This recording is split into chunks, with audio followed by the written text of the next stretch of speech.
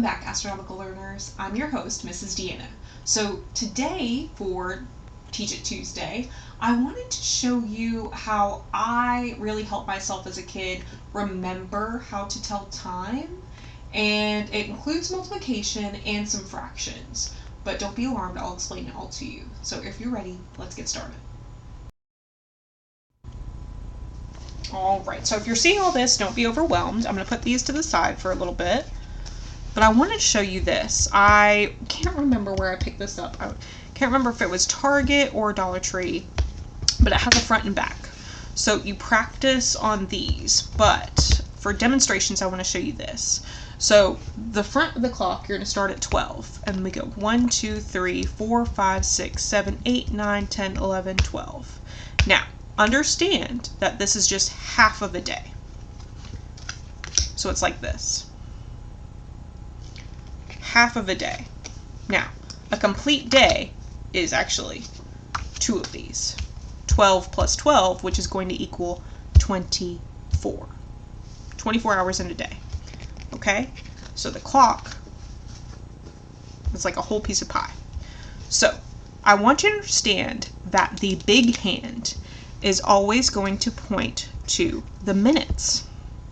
It's the little hand, which I'm going to change my color here.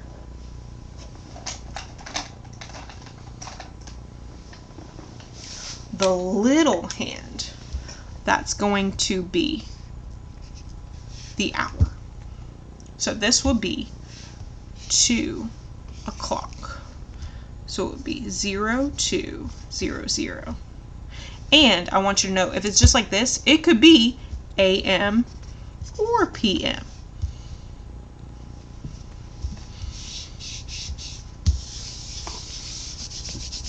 So, just starting basic, I want you to understand with that hour, as it goes, in the beginning of the hour, it's going to be in front of that number. Because the mechanism of the clock is not, well, some clocks run without batteries, some are crank powered, but batteries, but how the mechanism, the gear works is it slowly goes around. So it starts here and it's going to end here. So as that minute hand goes around, it's moving that little hand. So if it's later in the day, that little hand is going to look like this, and the big hand is going to look like this. Now, this is something that both of my kids got confused upon. So, you want to know that these work in tandem. So, if it's closer to 3 o'clock, 2:50, whatever, is going to look like this. Because it's already past. Think about when you hear adults, they're going to say 2:30. It's already past 2 o'clock. So if we're saying 2:50, what do you want? 58, 59, 58. It's going to look like this. It's not going to be in front of that 55. So when you're first learning these numbers, I want you to think about it this way. This is 0, 0. This is 5. This is 10. This is 15. This is 20. This is 25. This is 30. This is 35. This is 40. This is 45. This is 50. This is 55. So anytime that long hand is on the 12, you're not reading 12. You're reading 0, 0. You're only reading these outside numbers with the little hand. Got it?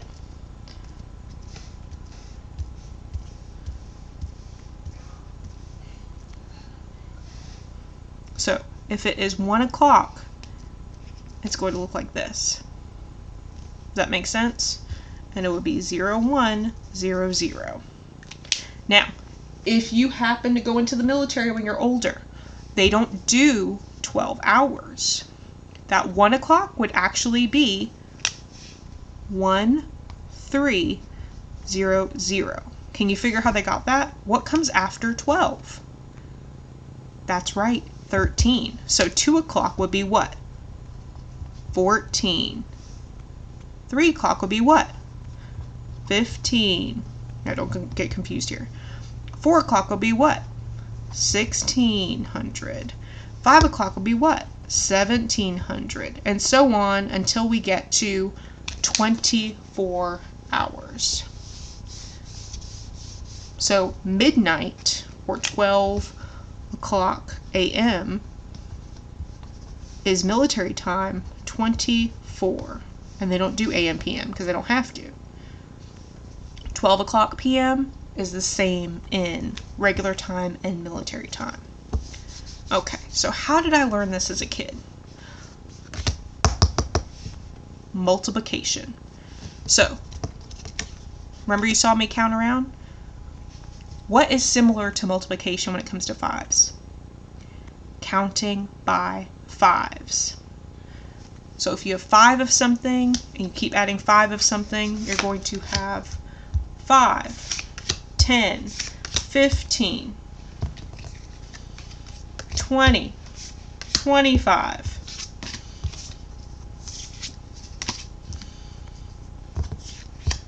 30, 35, 40,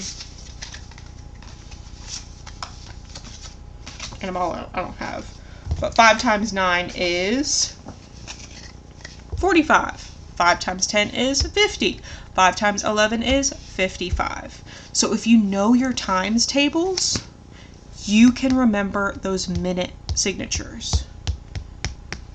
Does that make sense? Now, when it comes to wholes, remember, that's whole. That's still. Think about the clock. So we have 12, we have 3, we have 6, we have 9. So these are quarters. 1/4 is a quarter. Think about 4 quarters is $1. So if you have 4 quarters in a clock, it's the same thing here. We can divide it the same way. So if it's a quarter past, that means it is whatever hour, like we'd say right now, 1:15. Does that make sense? Now the opposite of that is right here. If you have 15 minutes left of something, that means that 45 minutes has passed. So we're just adding those quadrants. Does that make sense? Same thing here. If you have 1/4, that's just 15 minutes. That means you would have 45 minutes left. So if I say, hey, you have 15 minutes left on your test, that means 45 minutes has gone by. If I say you have 45 minutes left on your test, that means only 15 minutes have gone by. Make sense? If I say it's half an hour, that means we're at 30. Or we're starting back at 12. So if I say it takes a half an hour to get from my house to her house, I'm talking about 30 minutes. So if it is 1 o'clock plus 30, it becomes 1:30. If it is 1:30 and I'm saying 30 minutes, it becomes, we got to add that 30.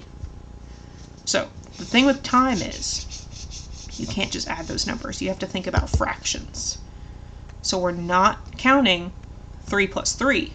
We're counting 1/2 plus 1/2 equals what? 1 whole. So it's no longer 1:30. We'd have to go to 2 o'clock. So 1:30 plus 30 minutes is going to be 2 p.m. Does that make more sense? So don't get overwhelmed. Just think of a clock as like a piece of pie. You have to cut it up. Now I will say, the older I got, I didn't even think about the fractions. I moved to decimals. So if that's confusing to you, you can pause this video and stop at any time. But just to show you how I would work this out, I would do, let's see, if I wanted to calculate how to get from 1 o'clock to 115 to 130 to 145. That's 1. And that is 1.25,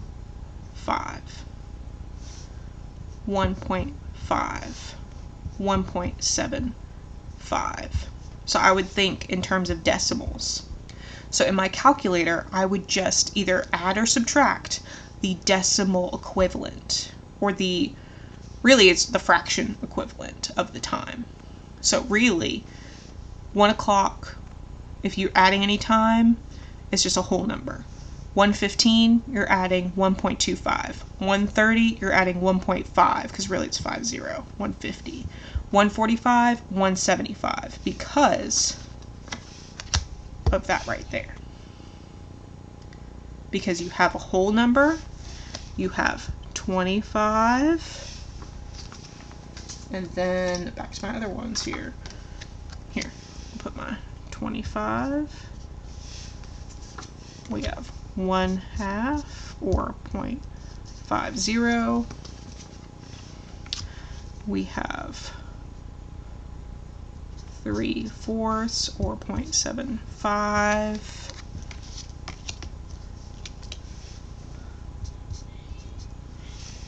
And then we have our whole. So you see how that makes sense?